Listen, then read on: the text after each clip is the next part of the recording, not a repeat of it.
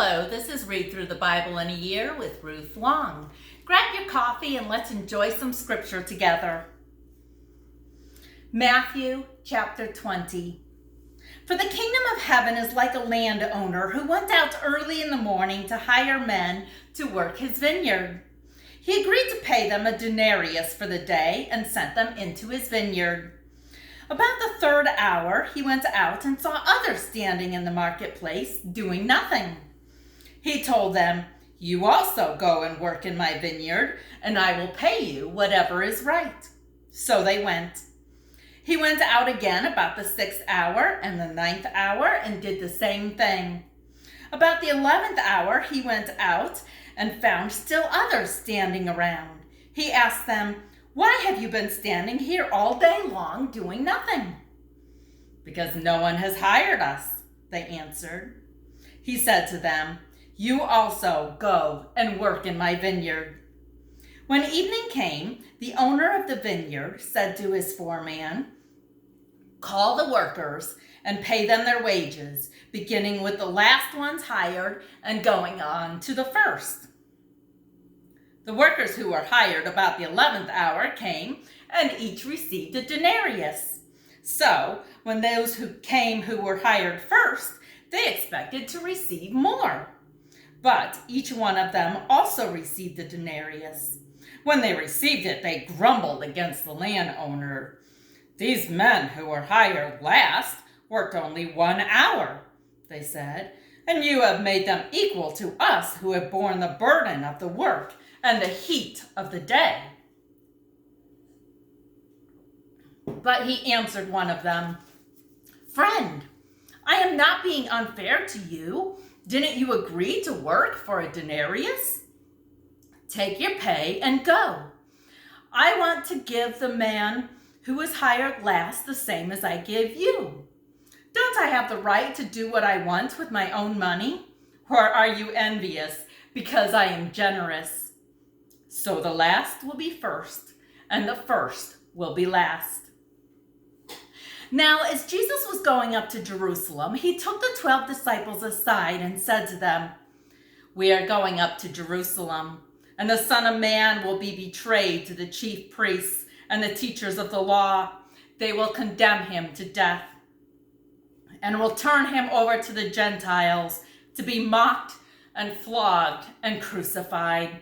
On the third day, he will be raised to life." Then the mother of Zebedee's sons came to Jesus with her sons and, kneeling down, asked a favor of him. "What is it you want?" he asked. She said, "Grant that one of these 2 sons of mine may sit at your right and the other at your left in your kingdom." "You don't know what you're asking," Jesus said to them. "Can you drink the cup I am going to drink?" "We can," they answered. Jesus said to them, "You will indeed drink from my cup, but to sit at my right or left is not for me to grant. These places belong to those for whom they have been prepared by my Father." When the 10 heard about this, they were indignant with the 2 brothers. Jesus called them together and said, "You know that the rulers of the Gentiles lord it over them, and their high officials exercise authority over them. Not so with you. Instead, whoever wants to become great among you must be your servant, and whoever wants to be first must be your slave. Just as the Son of Man did not come to be served, but to serve, and to give his life as a ransom for many." As Jesus and his disciples were leaving Jerusalem, a large crowd followed him. 2 blind men were sitting by the roadside, and when they heard that Jesus was going by, they shouted, "Lord, Son of David, have mercy on us." The crowd rebuked them and told them to be quiet, but they shouted all the louder, "Lord, Son of David, have mercy on us." Jesus stopped and called them. "What do you want me to do for you?" he asked. "Lord," they answered, "we want our sight." Jesus had compassion on them and touched their eyes. Immediately they received their sight and followed him. Psalm chapter 20. May the Lord answer you when you are in distress. May the name of the God of Jacob protect you. May he send you help from the sanctuary and grant you support from Zion. May he remember all your sacrifices and accept your burnt offerings. May he give you the desire of your heart and make all your plans succeed. We will shout for joy when you are victorious, and will lift up our banners in the name of our God. May the Lord grant all your requests. Now I know that the Lord saves his anointed. He answers him from his holy heaven with the saving power of his right hand. Some trust in chariots and some in horses, but we trust in the name of the Lord our God. They are brought to their knees and fall, but we rise up and stand firm. O Lord, save the King. Answer us when we call.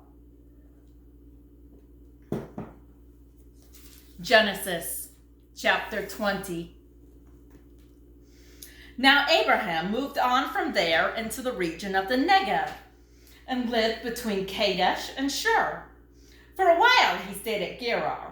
And there Abraham said to his wife Sarah, "She is my sister." Then Abimelech, king of Gerar, sent for Sarah and took her. But God came to Abimelech in a dream one night and said to him, "You are as good as dead because of the woman you have taken. She is a married woman." Now Abimelech had not gone near her, so he said, "Lord, will you destroy an innocent nation? Did he not say to me, 'She is my sister'? And didn't she also say, 'He is my brother'? I have done this with a clear conscience and clean hands."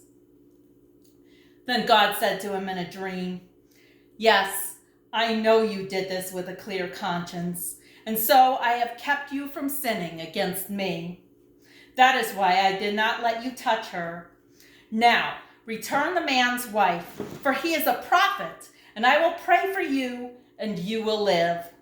But if you do not return her, you may be sure that you and all yours will die."